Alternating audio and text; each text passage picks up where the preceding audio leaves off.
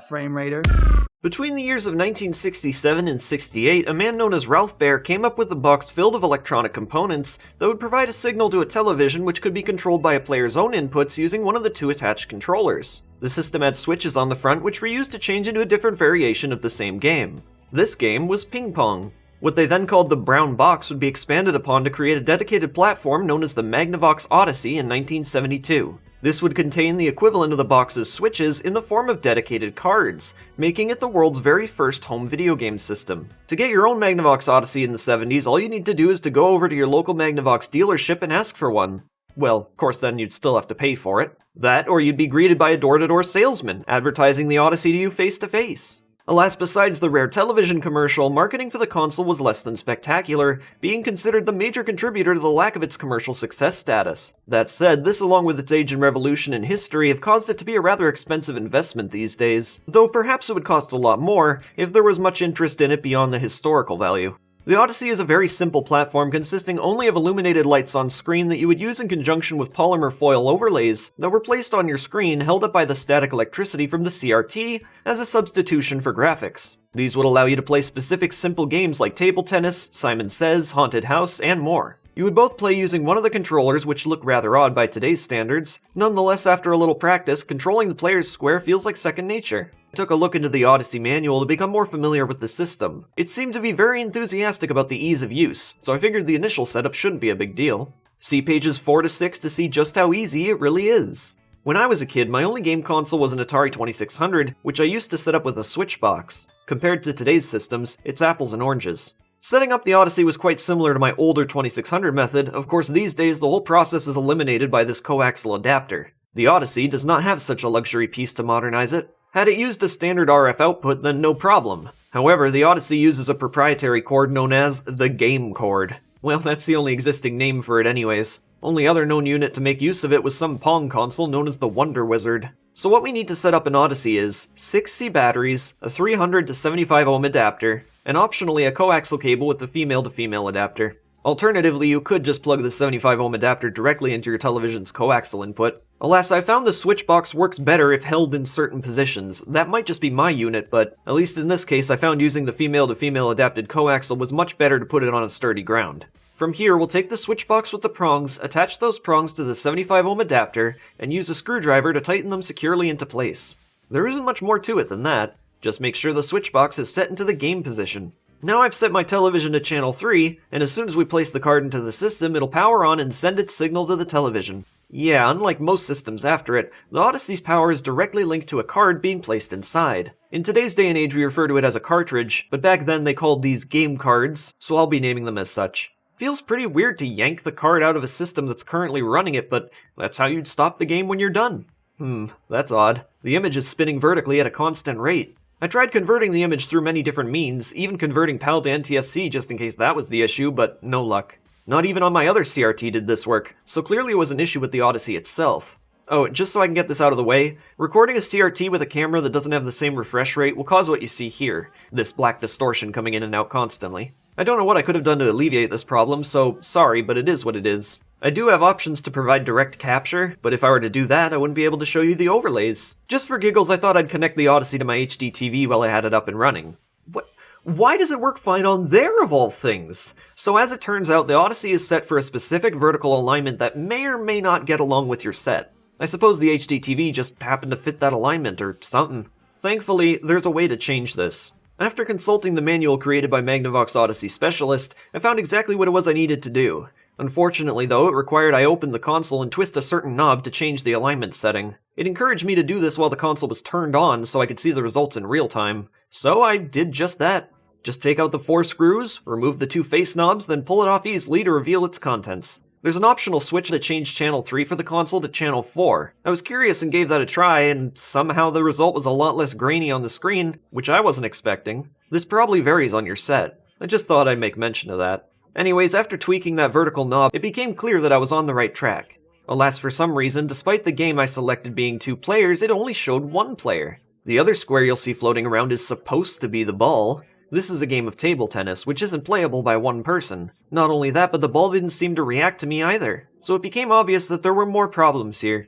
I decided to study the inside of the system and cross-reference the guide. You can change the width and height of the player square, ball, even the net in the middle. This would change the hitbox of the squares to be as big or small as you made them. I suppose you could do this for an extra challenge, or a lesser challenge if you wanted to. I'd ask why these options aren't available without opening the console, but I suppose unlike the position of the net and speed of the ball, the size of the squares isn't too important. So I don't really know what I did to make this happen, but it seems like the ball is working now as it should, more or less. When it went off screen, I'd have to hold the reset button on the controller to bring it back to me. I'd hit it, it'd go off screen, rinse and repeat. The curve was working as well, so all looked good, except still no second player. Now the second player is there, so I guess the card was dusty or something. In between this, I did clean it with rubbing alcohol, but I really didn't think that would have been the problem. Unfortunately, while this seemed to fix one thing, the other problem I had was back. The ball was just indecipherable in its movements. Some things I tried were my own fault. Oh my god, I just got the players confused. But most of the time I found no rhyme or reason to the things that were happening on screen. I tinkered a bit with the system again, and, well, things did change, but none of those changes made it any more playable. Perhaps less so. At one point I managed to get this to happen. What you see here is the ball for some reason acting as if the screen was rotated counterclockwise. As you can imagine, I tried changing some of the internal options again, and as was expected at this point, things changed, but not the way I wanted them to. I wasn't sure what else to do because I was at this for about an hour, and while it seemed like sometimes I was just one step away from making it work properly, something would manage to take me back to step one. And that was my sign to just give up on table tennis. There are other games you can play on the Odyssey, and after all, it's really just Pong. I'm just hoping this problem won't carry over into the other games. I don't own all the games for the Odyssey, just the ones it came with. Those would be game cards 1 through 6. I should probably mention, by the way, that these are not individual games, they're really just modes that program the Odyssey to perform in a certain way. These modes would be applied to certain games, like for example, Card 2 can be used to play Ski, Simon Says, Fun Zoo, and PERCEPTS. Card 3 plays regular tennis, ANALOGIC, hockey, football, baseball, and brainwave. 6 games for a single game mode? Not to mention, very different concepts. You can't easily compare hockey to football, or baseball, right? Well, that just goes to show the simplicity of these games. There isn't much to them on a technical level. Many of these are played more like board games. I know that particularly football is a complex one, and seems to rely more on physical pieces than your Odyssey itself. The only thing I can say is it was 1972, and this was fun. I'm sure you noticed earlier when we were putting in those C batteries. Those are essential to playing the Odyssey, unless you have a very specific AC adapter in the form of a 2.5mm headphone jack, outputting no more than 500 milliamps. It's similar to the Atari 2600 plug, but that one is a 3.5mm, so it won't fit. I'm currently waiting on an adapter that converts the 3.5mm into 2.5mm. If that arrives by the time I made this video, I'll show you now if it worked or not. I think we've covered all that we need to, so let's take a look at the 28 games the world's first video game console had to offer, in the order of the cards associated with them. For those that I'm actually able to play, I'll be capturing the footage myself. Otherwise, there is an emulator I can use called AudiSim. These games were just recreated from the ground up. Oh, one last thing, I won't be rating these games, because when it comes to a level of simplicity like this, you can't really categorize them separately as they'd all fall within a similar area. That is to say, very little fun on their own. The entertainment will mostly come from the historical value. That in itself will differ from person to person, so as you can imagine, scores are fairly irrelevant. Card 1, Game 1. Table Tennis. The first game is the only game that has no overlay. Well, let's try once more, see if we can get this thing to work. Okay, it works now. It works as it should. I didn't even change anything. Okay. 2 players volley the square back and forth across the net. If the ball exceeds the vertical space on the screen, the ball is considered off the table and no point is given. A player would then hold reset to bring the ball back into play. The ball can be curved to change its location on screen. Despite being advertised as a way to up the challenge, this is actually required to play. The ball will only move back and forth horizontally until you put a spin on it. No technique can be gathered by moving your square in a certain direction, even when hit from underneath. The curve can only be controlled by the most recent player to hit it. This changes when the other player hits it. First to have the ball pass the other player 21 times wins. Card 2, Game 2. Ski. One player will control a single square through the opaque overlay of a ski trail surrounded by trees and mountains. There are 3 intended trails to follow. First, the St. Moritz Trail. Second, the Aspen Trail. And third, the Olympic Trail. You should run all 3 for a complete game. It's a game of timing, requiring you keep track of how long it takes you to complete all 3. A second is added if you go off trail. 2 seconds for minor obstacles, 3 seconds for a tree. If you hit a mountain, you've been disqualified. Alternatively, you can play without time, and rely on getting a perfect run without hitting anything. The manual specifies how many points are gathered for hitting various obstacles. The less points you have, the better, so ideally, you'd want to go for 0 points. Card 2, Game 3, Simon Says. With the overlay placed, 2 players will hold the controllers whilst a third shouts Simon Says, proceeding to pick up a card from the included deck and shouts the body part shown. The 2 players have to quickly guide their light towards this body part. The first player to do so wins that round. If the third player did not shout Simon Says, and 1 or 2 players move their lights, they have lost that round. If playing with only 2 people, the 2 would alternate turns picking the card. Whoever gets there first wins the card. When I played this with my friend, what I did was close my eyes to pick the card, say 3, 2, 1, and then we'd both open our eyes while I had my hands on the controller. Seemed to be the only fair way to go about it. This is played 28 times or less depending on how many cards you have put into play. Card 2, Game 4, Fun Zoo. While this card comes with the Odyssey, the accessories in which to play it were sold separately. This is a 3-player game. 1 player will take a card that lists an animal on it, to then say the animal's name out loud. The first and second players must compete to locate that animal by navigating through the yellow background, not to touch any of the cages which do not belong to the animal chosen. First to light up the animal wins that card. If they touch an unassociated cage, they lose a card. Most cards at the end of the deck wins.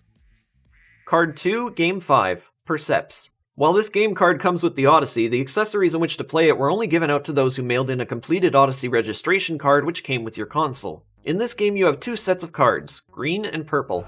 The overlay shows 15 windows. These represent the cards. The 2 players will start on the 2 blocks to the far left of the overlay. Place the green cards facing up with 5 atop and below a middle row. Player 1 will select a purple card, which are the same as green cards, only with a purple backside. When you pick a purple card, you have to find which of the green cards is that same card. However, the vector images shown atop the cards are just there to distract you, as they never match the actual card below. You're looking for the match of the pattern only. Where that green card is in your 3x5 row is where you have to place your player square on the Odyssey. You can't touch any of the windows except for the one matching the green card. Card 3, Game 6, Tennis. 2 players get together in the same fashion as the first game, Table Tennis. The only difference between this and playing table tennis via game card 1 is that the vertical bar in the middle is missing. It's intended to play this with the overlay, with its own printed vertical line to resemble a tennis court. I'm not entirely sure the point of including card 1 in the first place, since it was intended for every owner of the system to use overlays. There was no specific demographic of people that could not use the overlay. Heck, the system even came bundled with a roll of tape if you couldn't get it to stick to your screen. And I'm not joking about that. You can use the overlay on game card 1 if you really wanted to. Now you'll have an illuminated bar on the screen, making it easier to see. I actually preferred to play it like this. In fact, I'm not sure why you would play tennis if it's just a straight downgrade of table tennis. Card 3, Game 7, Analogic. This is a game that doesn't really need the Odyssey in the first place. For this one, you're pretty much paying for the included pieces. You're to travel from planet even to planet odd, whereas each player starts on either the even or odd planet, making their way to yours. Whoever gets to the other planet first wins. The player starting on the even planet can only move to even numbers. The player starting on the odd planet can only move to odd numbers. You could easily play this with a chip on the overlay. How convenient that it comes with a set. The reason this uses the third card is because somehow that tennis ball plays a part. I think you're supposed to avoid it while playing or something. The manual didn't make this very clear. Card 3, Game 8, Hockey. So it's a 2-player game, right? And it looks just like Pong. That's because, again, this is based on the tennis game. Judging by the manual, they really took liberties with this simple formula and tried to spin it into its own thing. I guess that's what you gotta do when you're paying so much for something to turn into a profit. The manual says there's the following steps in a play. A face-off, shot on goal, icing, offside, off-the-board pass, goal, and penalty. There are 3 periods in the game. The overlay seems to be your best friend for playing this one. You'll use the included scoreboard to keep track of the plays. Card 3, Game 9, Baseball. While this card comes with the Odyssey, the accessories in which to play it were sold separately. Humorously, baseball is yet again just tennis. The accessories make the game. A scoreboard is used to keep track of the hypothetical 13 players, with cards used to indicate batters up, swings, and running the bases. They tried to make this as lifelike as possible with basically all the rules needed to play baseball, and yet without the overlay, it is simply tennis. Every possible measure to translate this simple gameplay into a format that's more complex was of course done for the game, which is mostly played using the accessories, and that's a bit of a running theme here. I guess a dot on the screen back then was just so darned impressive that it warranted actually using it for these. Still, for baseball, it makes a bit more sense. You could throw a curveball. If the ball goes behind the other player, that's a home run. Geez, I guess a lot of sports kind of are the same, aren't they? A true wonder discovered only with the help of Game Card 3 on the Magnavox Odyssey. Card 3, Game 10, Brainwave. While this card comes with the Odyssey, the accessories in which to play it were sold separately. Create a train of thought with Brainwave. Translation, imagination is necessary. The first player will roll the dice to get a number. They'll move their square that number of times through the grid. This square is not the player, rather a base. This base will garner points by hitting the second player, who will attempt to do the same. After a player is moved, they would adjust the English knob to where they think would line up the other player. After hitting reset, they cannot touch the knob until their next turn. Hitting reset will fire the ball in the corresponding horizontal direction. If you hit the other player, you get brain points. The number of points you get relies on where the graph numbers intersect. These points are used to get tiles, which will then be placed by the player one by one in order to create a path to their exit point. If you get a successful path to the finish, you win. The other player, however, can interrupt this flow by breaking the train of thought, overwriting one tile with another, so long as the game is still ongoing. All in all, it's basically what would happen if you combine Pipe Dream and Battleship. Isn't it amazing how much you can come up with using a simple concept such as tennis?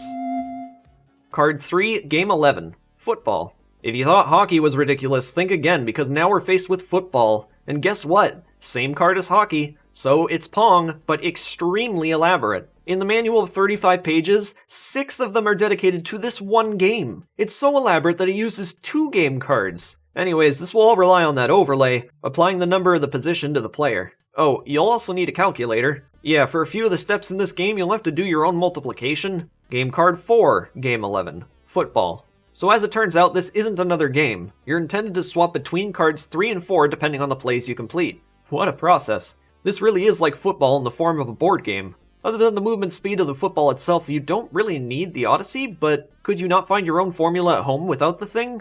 I don't know, throw an almond on the mat or something? Just seems like such a stretch to consider this a video game. 1972 standards? Yeah, I guess this is pretty great, but today, it's just a board game.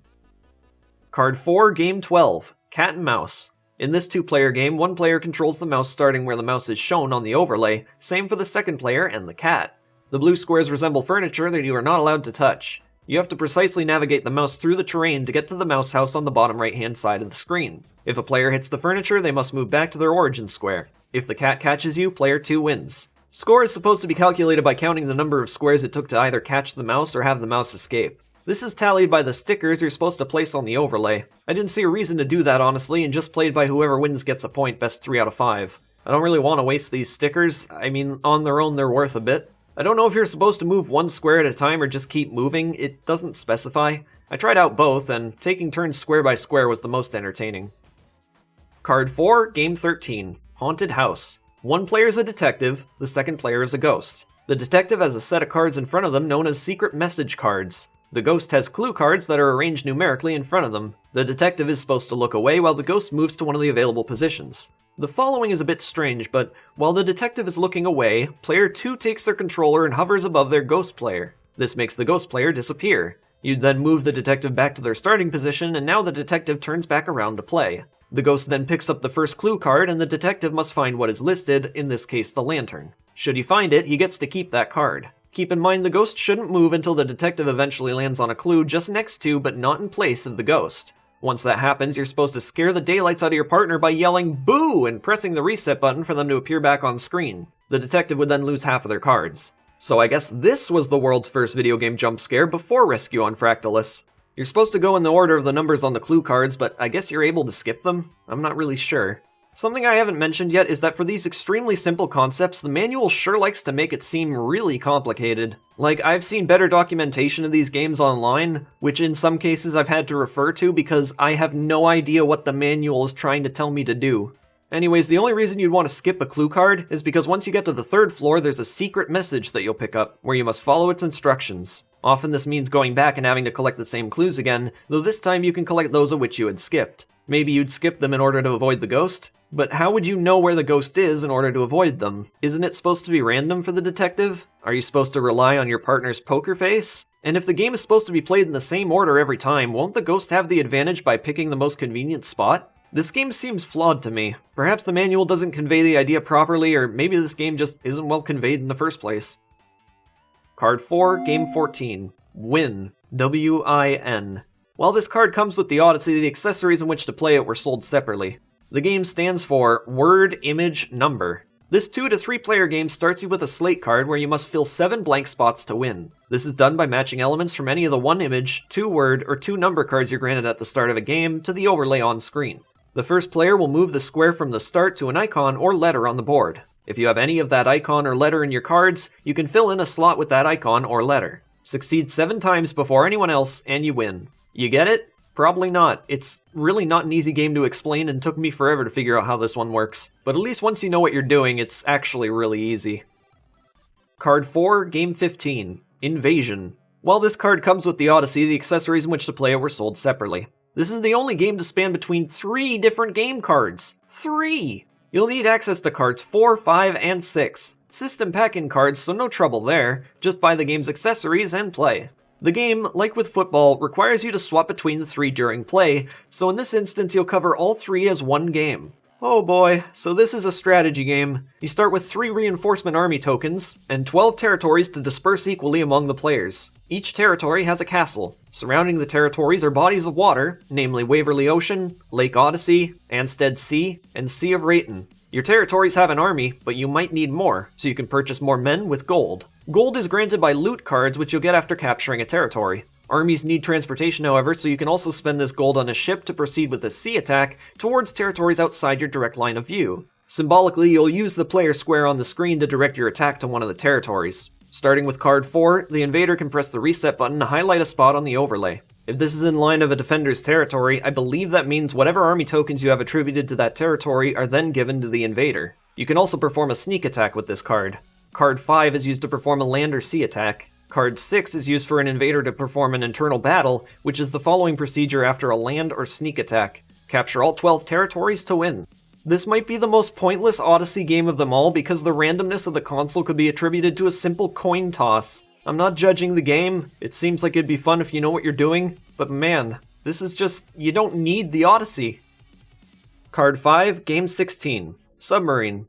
First player is the submarine, who will place their light on the submarine space. Second player is the convoy commander on the top right. The convoy commander is to move their ship through the sea lanes off to safety. You must follow the arrows. Deviation from this path results in death by sea mines. Player 1 will stay in place, attempting to shoot the other player. This is done by them pressing the reset button, using the English knob to curve a shot in their direction. From what I understand, the convoy commander must make 3 successful trips off the board for the players to swap roles. The winner is whoever manages to take out the most ships before the 3 successful trips are made. Card 5, Game 17. Ha ha ha ha ha, Wipeout.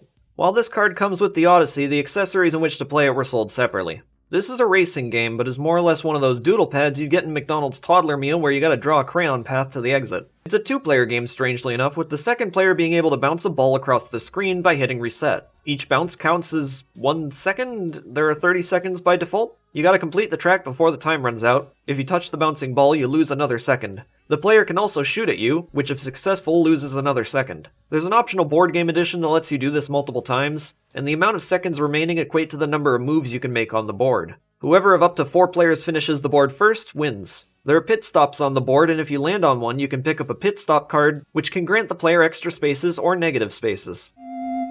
Card 6, Game 18. Roulette. For 2 or more players. Each gets 1 million worth of paper money. One player is the banker who keeps hold of the remaining or lost cash. White chips are $5, red are 10, blue are 50. Place your chip on the included roulette layout board. Direct on a number means that's your bid, or between 2 spaces indicates a 2-digit bid. The Odyssey itself plays the role of the functional roulette. One player will randomly twist their controller's knobs, and the other presses the reset button to activate it. This is all done exclusively with the second controller. Otherwise, this is the same game of roulette you'd be expecting, just with a primitive digital wheel. Card 6, Game 19. States. This is an educational game for 2 or more players. There are 2 positions, challenger and opponent. Challenger plays first, but after that play, the other player becomes the challenger and vice versa. The opponent will close their eyes and move the 2 knobs in any random direction. The challenger will tell them when to stop and open their eyes. That state the light is illuminating at said time is the state you'll have to list. If you're outside the playing field, the closest state to your light is chosen. If the opponent guesses correctly, they get a hold of that state. The states are arranged by colored cards, which are what you'd want to collect. If an opponent lands on a state already taken by the challenger, they'll need to issue a challenge with the card of the state, as it has a question on it for this exact purpose. If they answer the question correctly, they get to claim the state from the challenger, thus the challenger loses a card. If you land on one of the Great Lakes within the boundaries of a circle in the middle, they get to go quote-unquote fishing, otherwise meaning they get to take a free state card from the deck. The Great Lakes cannot be owned, so this can happen any amount of times. The player who has the most cards after all states have been taken wins. I can only imagine those last couple states would be a pain to collect since you're choosing randomly. I'd hope you're allowed to cheat at that point and just pick the remaining ones when there are too little left. Doesn't specify. The remaining games on this list do not come with the Odyssey, and were to be purchased separately as bundles with accessories for said games. Card 7, Game 20. Volleyball. Volleyball is the only game to make use of Card 7. It could be purchased as a bundle with the volleyball game overlay. It seems as if there is no difference between this and the table tennis game other than the vertical line being halved, and if the ball touches the line, it resets to the other player's position where they can then throw the ball to the opposing side. This will just repeat for the entire game. Card 8, Game 21. Handball. Handball came packaged with Game Card 8. So in this one you've got 2 players and a ball that goes to and fro from the left side of the screen. You hit one, the other player hits the next. This keeps going until you get to 21 points. You alternate sides each turn, as far as I can tell. One player stays behind the blue line, the other stays behind the red line. Try to curve the ball past your opponent on its way back. Card 8, Game 22. Soccer. This is one of the more rare games for the library since it was only released in PAL regions. Use the overlay and navigate the ball into the goal of the other player. All you gotta do is play goalie while the guys on the overlay stay perfectly still. That's soccer. Card 8, Game 23. Basketball. The vertical line is set to the far left of the overlay, which you'll bounce between to establish a dribble. Use the curve to dribble across the screen as you progress towards the net. Attempt to curve the ball into the net after a dribble. The other player can intercept and steal a ball for themselves, who will then attempt to do the same. Score 24 points to win. Card 9, Game 24. Prehistoric Safari. Prehistoric Safari was included with the electric rifle among 4 other games and Card 10, which was used exclusively for one of the shooting games. The first 3 use Card 9. While an early concept for the home market, the use of light guns actually dates back to around the 1930s, believe it or not. The gun, which I've never used, supposedly has a slight bit of recoil due to the way it was designed. Pretty cool. Also, the gun was made by Nintendo for the Odyssey. They were doing some sort of Japanese exclusive dedicated gun game at the time, which they had a licensing agreement for. Anyways, this bundle was referred to as Shooting Gallery, which is another Odyssey game. Due to the order I've chosen for this video, I can't talk about that one yet because it's an exclusive game for Card 10. In Prehistoric Safari, one player would navigate the square to a dinosaur on the overlay. Player 2 would shoot the light, and if it was a successful hit, the light would disappear. Reloading, or cocking the shotgun, would cause the light to reappear, where the formula repeats for 15 shots, then the players would switch roles. Card 9, Game 25. Dogfight. You're given an overlay of a dogfighting scenario, which, for those unaware, is more or less a battle between active aircrafts in the sky. This plays near identically to Prehistoric Safari, except you're supposed to follow the targets in a pattern rather than randomly selected by the other player. I suppose that makes this one more playable as a single-player experience if you wanted. For an added layer of fun, you could flip the overlay on your TV for an inverted layout. Card 9, Game 26. Shootout. Player 1 takes the role of a sheriff, Player 2 takes the role of the Dalton Gang, a notorious group of non-fictional outlaws from the 1890s. The light starts on the top row from the bottom of this flower shop onto the rest of the preceding windows. Make it all the way to the horses on the bottom left to make your getaway, then the players will switch. Ladies and gentlemen, this signifies the beginning for the glorification of gruesome and grisly video games that are now commonplace. Or something like that I heard on TV. Card 10, Game 27. Shooting Gallery. Here's the only game of the bundle that's intended to be a single-player experience. It's also the most innovative in terms of its technology, using what is basically the same tennis format but introducing the light gun effect of having a square disappear upon being hit. Otherwise, what you'd expect is exactly what you get in Shooting Gallery. Card 11, Game Unknown. There are 12 game cards for the Odyssey, supposedly. At least the number goes up to 12. Curiously, what is yet to be discovered is game card number 11. All that's been discovered is that there is an official 12th card. How do we know to stop here? If we're missing card 11, who's to say there isn't a card 13? Or 14? Well, that would be due to the card listings in the 1975 revision of the Magnavox Odyssey service manual.